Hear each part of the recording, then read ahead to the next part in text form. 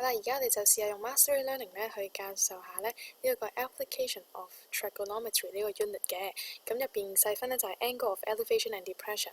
咁我哋咧首先喺個課程入邊咧會講解一下佢嘅即係 basic knowledge 啦，就係咩叫做 elevation 啦，同埋咩叫做 depression 嘅。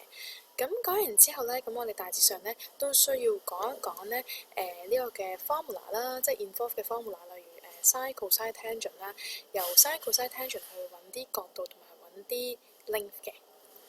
咁嗱我哋就喺教完呢啲 basic knowledge 之後咧，咁我哋就會做一個 quiz 啦。呢一個 quiz 咧，我哋係第一希望咧係有80人合格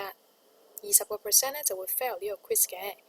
第二，我哋會加插咗一個叫 bonus question 啦，一個比較 challenging 嘅 question 啦，咁落去嘅，落去一個 quiz 入邊嘅，咁目的咧就係想咧激發起咧同學咧可以攞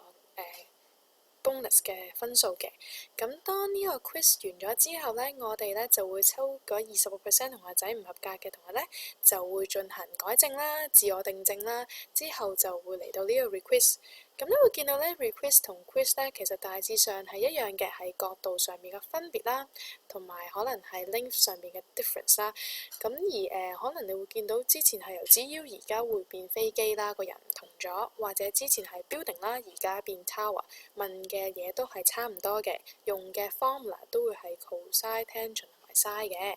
咁好啦，咁我哋經歷咗呢個 request 之後啦，確保所有同學仔咧都合格翻晒咧，我哋先會 move 去 Unit 2。咁呢個咧就係 Mastery Learning 咧嘅教學模式啦。Thank you。